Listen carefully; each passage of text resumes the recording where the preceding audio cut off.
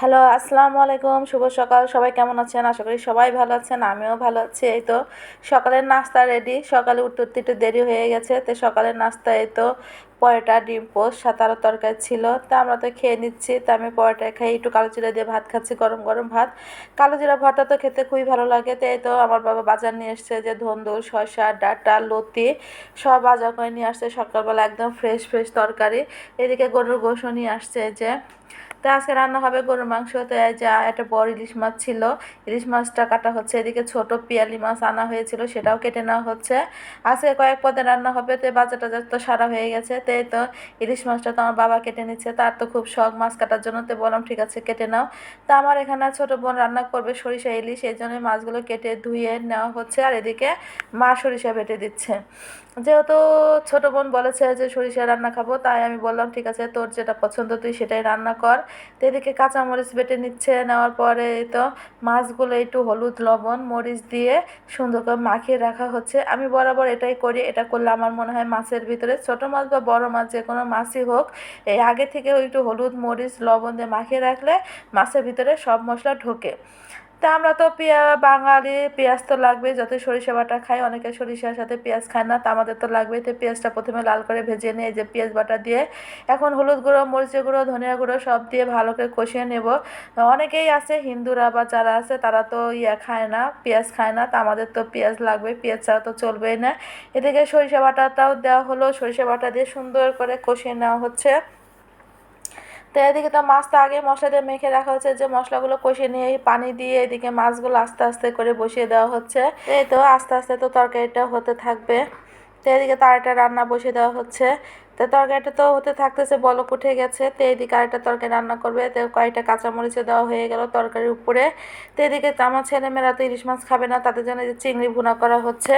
এরা আবার ইলিশ মাছ খায় না, ছেলেও খায় না, মেয়েও খায় না, এই জন্য এদের জন্য চিংড়ি মাছ ভুনা করে দেওয়া হচ্ছে। তো এদিকে আরেকটা তরকারি রান্না হবে, যে ছোটো মাছ দেখালাম সেটা ধুন্দুল দিয়ে রান্না হবে। তো আমার বাবাই সে মাখিয়ে চুখিয়ে দিচ্ছে, সে কারোর হাতে রান্না খাবে না, তার ইচ্ছে স্বামী সেই রান্না করে খাবে, তাই সেই মাখিয়ে চুখিয়ে দিতেছে। তো এই তো মাখানো হয়ে গেল, এবার কড়াইতে দিয়ে চুলায় বসিয়ে দেওয়া হবে। এদিকে যে সরিষা ইলিশটা হয়ে গেছে। তো এদিকে তো ছোটো মাছটাও রান্না হতেছে। ওদিকে মোটামুটি সব রান্নাই দুপুরে প্রস্তুত করা হচ্ছে দুপুরে খাওয়া দাওয়ার জন্য। এই যে ছোটো মাছের দো পেঁয়াজিও হয়ে গেছে। ওদিকে ধন্দুল আলুর তরকারিটাও এই যে হচ্ছে আর এক চুলায়। তা আমরা তো সবাই কাজটা সেরে গোছল করে নিচ্ছে, খাওয়া দাওয়া করবো। তো এই তো আমরা খাওয়া দাওয়া করতে বসেছি, সবাই যার যার মতো সবাই খেয়ে নিচ্ছে।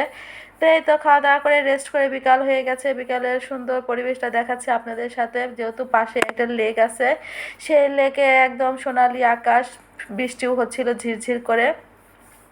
তো বিকেলবেলা সন্ধ্যাবেলায় তো আমার মেয়ে বলছে খালামণি মোমো খাবো, তাই আমার ছোটো বোন মোমোর জন্য আটা তৈরি করতেছে। ওইদিকে যে মাংসটাও বেটে নিয়েছে, মুরগির মাংস। তো এদিকে আটাটা ঠিকঠাক করে নিয়ে ওদিকে মুরগির মাংসটাও বের করে নেওয়া হয়েছে, এই যে। তো মুরগির মাংসটা এখন বেটে নেওয়া হবে, যে বেটে নেওয়া হয়েছে। তো কাঁচামরিচ দেওয়া হয়েছে, একটু আদা বাটা, রসুন বাটা, সয়া সস, লবণ এগুলো দিয়ে মাখিয়ে নিচ্ছে, লবণ টবণ দিয়ে।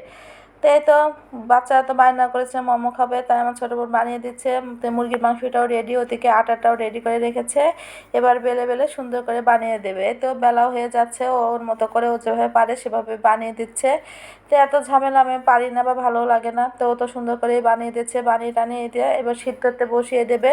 ওদিকে চুলায় পানি গরমটাও বসিয়ে দিয়েছে। তো এদিকে আগে রেডি করে নিচ্ছে, ওদিকে পানি গরম হচ্ছে। তো এই তো পানি গরমটাও হয়ে যাচ্ছে, পানি বলক উঠে গেছে। তো এবার মোমোটা সিদ্ধ করতে দেবে। তো সবাই আমার ভিডিওটি যদি ভালো লাগে সবাই সাবস্ক্রাইব করবেন, সবাই লাইক করবেন, কমেন্টস করবেন, শেয়ার করবেন। তো এদিকে তো বৃষ্টি শুরু হয়ে গেছে, যে সন্ধ্যার পরিবেশটা অনেক ভালো লাগতেছে। সাথে পুকুরের পাড়ে বাসা বাড়ি আছে, লাইটে পুকুরের পানিতে লাইট পড়েছে, আলো পড়েছে। তো এত সুন্দর লাগতেছিল। আমি দেখে টেকে এসে যে মোমো রেডি হয়ে গেছে, সস দিয়ে খাবে এখন বাচ্চারা। তো খাওয়া দাওয়া শেষ